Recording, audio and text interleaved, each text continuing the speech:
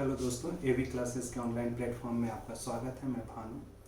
आज हम लोग बच्चे इंटरनेशनल रिलेशंस में इंटरनेशनल ऑर्गेनाइजेशंस और इंटरनेशनल ऑर्गेनाइजेशंस में बच्चे रीजनल ऑर्गेनाइजेशंस पे बातचीत कर रहे हैं। और रीजनल ऑर्गेनाइजेशन में आज हम लोग जिस टॉपिक पे बात करेंगे बच्चे वो है आसियान, यानी association of south east Asian Nations के बारे में बातचीत किया जाएगा। और सबसे पहले ये समझना होता है बच्चे कि आसियान के निर्माण के पीछे के कारण क्या है, यानी आसियान का निर्माण क्यों किया गया था, या आसियान के निर्माण के पीछे का मूल उद्देश्य क्या है, ये हमें समझना जरूरी होता है बच्चे। जब हम आसियान के निर्माण के मूल उद्देश्य को देखते हैं तो बच्चे एक तरह से आसियान का निर्माण करने के पीछे का जो उद्देश्य था वो था साम्यवाद के प्रसार को क्या करना, प्रतिबंधित करना। जो साम्यवाद का प्रसार बहुत तेजी से बढ़ रहा था उसको रोकने के लिए बच्चे, उसको नियंत्रित करने के लिए एक प्रकार से आसियान का निर्माण हुआ था। क्योंकि आसियान में जो भी देश हैं बच्चे वो सभी एक प्रकार से अमेरिका के क्या थे, दोस्त थे।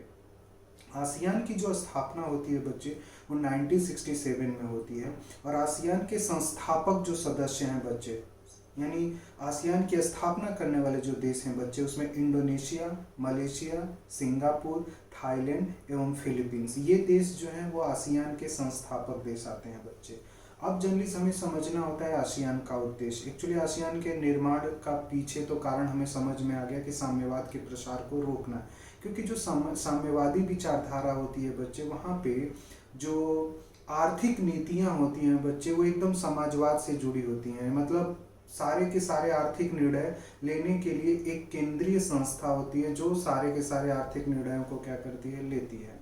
तो और उसमें देखा गया था कि जो साम्यवाद था वो कहीं ना कहीं वहाँ पे स्वतंत्रता का अधिकार को एक तरह से प्रतिबंधित कर दिया जाता है। राइट टू स्पीच को भी एक तरह से क्या किया जाता है, रिस्ट्रिक्टेड किया जाता है। तो यहाँ जो मूल उद्देश्य था बच्चे आसियान बनाने का, वो मूल उद्देश्य था कि जो आसियान देश हैं बच्चे, उन देशों में आर्थिक प्रगति हो, सामाजिक प्रगति हो और उनका सांस्कृतिक क्या हो, विकास हो।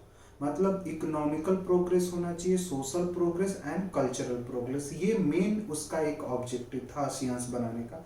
दूसरा मोटिव था बच्चे रीजनल स्टेबिलिटीज, यानी क्षेत्रीय स्थायित्व को क्या करना, बरकरार रखना और शांति में क्या करना, वृद्धि करना, यानी पीस को बढ़ावा देना। ठीक है, रीजनल स्टेबिलिटीज को क्या करना, मेंटेन करना, ये एक मोटिव था बच्चे। और था कि सामान्य हितों पे, जो सामान्य हित हैं बच्चे, जो समान हित हैं उन हितों पे पारस्परिक सहयोग करना, समान हितों पे पारस्परिक सहयोग करना। आर्थिक हित अगर दो देशों के मिल रहे हैं या दो से अधिक देशों के आर्थिक हित मिल रहे हैं तो उस पर सभी आसियान देश एक दूसरे को क्या कर सकते हैं, सहयोग कर सकते हैं। तो आर्थिक क्षेत्र में भी एक प्रकार का सहयोग हो सकता है, सामाजिक क्षेत्र में भी हो सकता है, राजनीतिक क्षेत्र में और सांस्कृतिक क्षेत्र में भी एक प्रकार के पारस्परिक सहयोग के लिए ही बच्चे आसियान का एक प्रकार से निर्माण किया गया था। दूसरी चीजें बच्चे आसियान के उद्देश्य, जो आसियान का जो उद्देश्य था उस उद्देश्य में एक चीज था कि शैक्षिक, तकनीकी और प्रशासनिक क्षेत्रों में एक तो प्रशिक्षण देना और अनुसंधान को क्या करना, बढ़ावा देना। और प्रशिक्षण और अनुसंधान के लिए आसियान देश एक दूसरे को एक प्रकार से क्या करेंगे बच्चे, सहयोग देंगे। तो इसलिए भी आसियान के निर्माण का एक उद्देश्य ये भी है। नेक्स्ट रखा गया था उद्देश्य में बच्चे कि दक्षिणी पूर्वी जो एशियाई देश हैं उनके अध्ययन को एक प्रकार से क्या किया जाए, बढ़ावा देना और उस पर परस्पर सहयोग करना। यानी दक्षिण एशियाई जो क्षेत्र है बच्चे उसके बारे में लोग अध्ययन करें और उस अध्ययन में एक दूसरे देश को क्या करना, मदद करना, ये चीजें रखी गई थी बच्चे। आसियान का जो सचिवालय है बच्चे वो जकार्ता में है। ठीक है, जकार्ता में आसियान का सचिवालय है। और जो सचिवालय था बच्चे, यानी आसियान का जो सेक्रेटेरिएट है वो जकार्ता में है। और उसका एस्टैब्लिशमेंट जो होता है वो 1976 में आसियान के सचिवालय को स्थापित किया गया था, 1976 में बच्चे। एक चीज और हमें ध्यान में रखना है, आसियान देशों ने मिलकर एक फोरम उन्होंने बनाया था और उस फोरम को हम लोग आसियान क्षेत्रीय फोरम बोलते हैं। ठीक है, आसियान रीजनल फोरम बोला जाता है। और आसियान रीजनल फोरम बनाने का उद्देश्य था कि एक दूसरे देश के प्रति क्या करना, विश्वास को बढ़ावा देना, विश्वास को क्या करना, पैदा करना, विश्वास निर्माण में एक प्रकार से क्या करना, वृद्धि करना। उसके लिए आसियान क्षेत्रीय फोरम या एक आसियान रीजनल फोरम को बनाया गया था, जो 1994 में आया था बच्चे।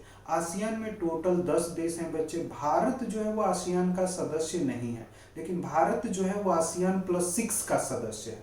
आसियान +3 है बच्चे, आसियान +6 भी है। जब हम आसियान +3 की बात करते हैं बच्चे, ठीक है, आसियान +3 की जब बात किया जाता है तो उसमें चीन, दक्षिण कोरिया और जापान आता है। लेकिन जब हम आसियान +6 की बात करते हैं तो बच्चे वहाँ पे ऑस्ट्रेलिया, न्यूजीलैंड, भारत, चीन, दक्षिण कोरिया और जापान, यानी +3 जो कंट्री थे उसमें +3 और कंट्री ऐड की गई थी बच्चे, ऑस्ट्रेलिया, न्यूजीलैंड और भारत। तो ये जो है बच्चे आसियान अगर +6 में पूछता है तो आसियान +3 कंट्री ध्यान में आपको रखना पड़ेगा, और न्यूजीलैंड, ऑस्ट्रेलिया और भारत को क्या करना पड़ेगा, आसियान +6 के लिए ध्यान में रखना है बच्चे।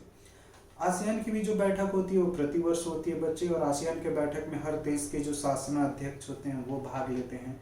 जो आसियान रीजनल फोरम है बच्चे, उसका सदस्य एक तरह से भारत भी है, और कहीं ना कहीं भारत भी आसियान देशों के साथ एक प्रकार से व्यापार करना चाहता है। और आसियान देश में बच्चे वियतनाम के साथ भारत के बहुत अच्छे संबंध हैं। वियतनाम जो है वो दक्षिण चीन सागर में बच्चे एक तरह से गैस का क्या किया जा रहा है, गैस का एक तरह से उत्खनन हो रहा है बच्चे, गैस निकाले जा रहे हैं।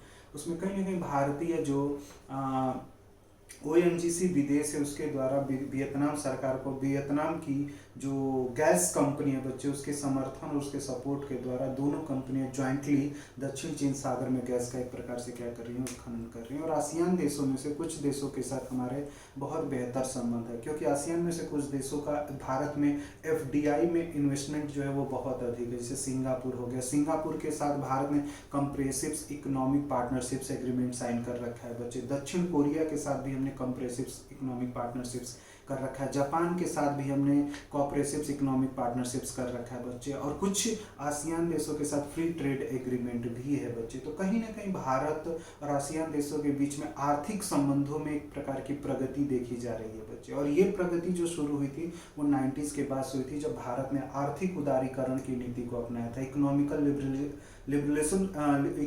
लिबरलिज्म की पॉलिसीज को जब भारत ने एक्सेप्ट किया था बच्चे, तो अभी 90s के बाद से आसियान देशों ने भी इकोनॉमिकल लिबरलिज्म पॉलिसीज को क्या किया था, एक्सेप्ट किया था, जिससे कि भारत और आसियान देशों के संबंध जो हैं वो क्या हो रहे हैं, बेहतर हो रहे हैं बच्चे।